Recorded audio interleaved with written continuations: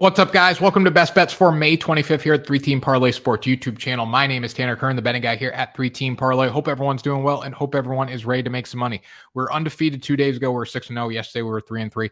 Not a great day, but not a terrible day. Obviously, the Warriors bet didn't go our way, but you know what? The one silver lining of that is that we have another basketball game to bet on tomorrow. And if that series would have closed out, we wouldn't have had that. Anyways, I don't think the Warriors are going to want to fly back to Dallas, so I think they get the job done tomorrow night. We'll talk about that tomorrow, though.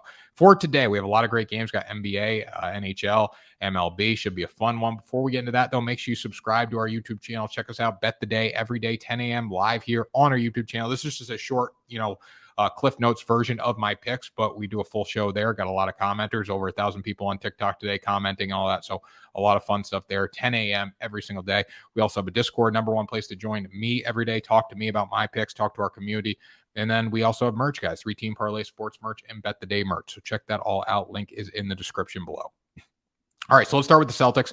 I like the Celtics at -2. I also like the over of 203.5. Now I look at this game. Bottom line is, the Heat are going to play better than they did in Game 4 in Boston. You really can't judge them off that. The Celtics are probably going to play better than they did in Game 1's third quarter in Miami. It's going to be a different game tonight. It's going to be a tight game. I think it comes down to the wire here. But I do like the Celtics to cover the spread and win. When I look at the Celtics team, obviously it starts with Jason Tatum, but they have so many other guys that can contribute. I believe Robert Williams will play tonight. I believe Marcus Smart will play tonight. One of those guys will definitely play. They're both questionable right now, but I feel like they'll both be good. Robert Williams said his knee felt good after Game 4, so he should be in the lineup tonight. Marcus Smart, he bent his ankle pretty damn bad, but you know what? He's a tough guy, so it wouldn't surprise me if he's there as well. I don't know if Tyler Hero played tonight. Again, that's the one thing I hate about basketball. All these, announcements will be made like 30 minutes before the game, right? They're going to do shoot around today. They're going to do shoot around before the game, and then they'll make a decision on them.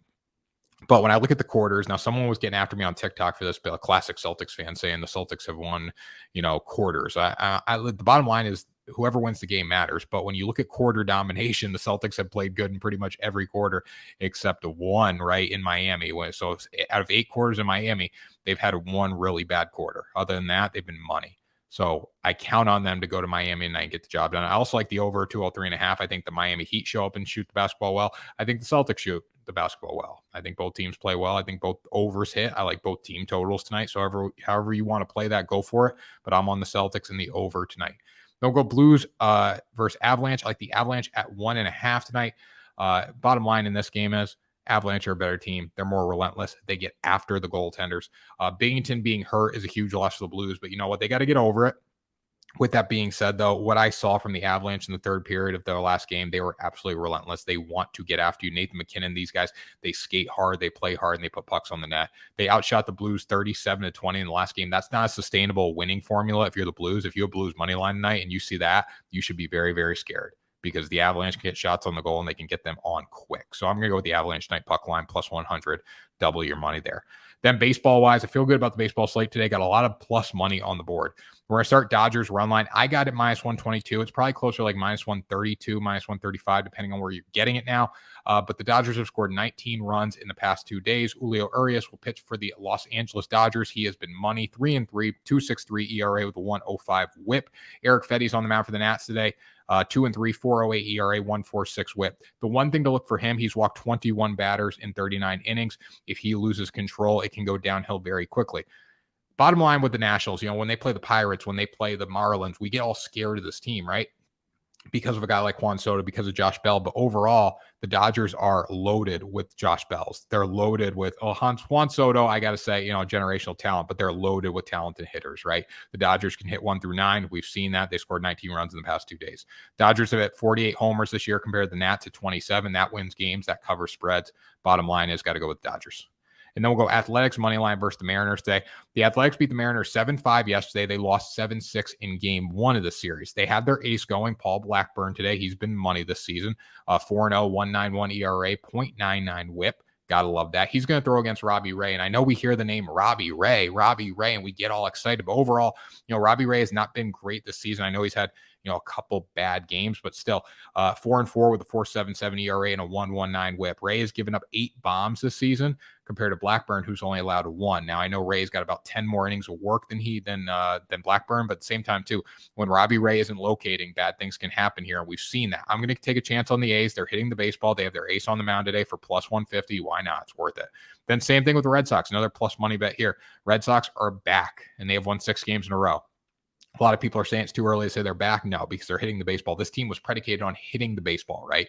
If they hit, they're going to be just fine. And they're pitching better than expected. So the pitching is catching up, or the hitting is catching up with the pitching.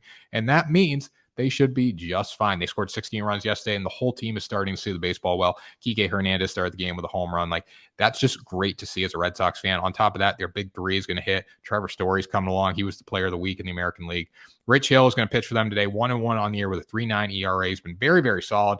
You look at Lucas Giolito. He's going today. I don't fear Giolito like I feared Dylan Cease yesterday. I thought Dylan Cease would really get to the Boston Red Sox because of his elite strikeout ability. That did not happen. Giolito, 2.84 with a 1.23 WHIP. I think he's going to have a good day. I don't think he's going to have a great day, and I think the Red Sox get the win, tight win today, but they find a way to get the job done at plus 146 on the money line today. And then finally, Kyle Hendricks. I know you guys know that I don't like Kyle Hendricks. I never have, because he can't pitch that well right now. That's his biggest issue, right? When balls aren't breaking for Kyle Hendricks, it gets rough in a hurry. It gets really, really bad. He's an 88-mile-an-hour pitcher, and when he's on, he's on. I haven't seen him on that much this year. Now, in his past 5 games, he's only gone over 4.5 Ks 1 time with 7. He had a really good performance with 7 strikeouts. Overall, though, he's been 1, 2, 3, 4. He's been in that range, right? That's where he's going to hover around. You don't know what you're going to get out of Kyle Hendricks, so I'm going to rely on the under in this game. He's made 35 strikeouts this season in 9 starts. That's a 3.88 average. I'm going to take the under on 4.5 all day. That's what we're going with today, guys. Let me know what you think in the comments. Remember, join Discord. #1 place to talk to me every single day, guys. Subscribe on YouTube. Check us out on TikTok and all that good stuff, guys. And remember, we have merch, 3-Team Parlay merch and Bet the Day merch. So let's check that out, guys. And we will talk to you soon. Talk to you tomorrow for another video.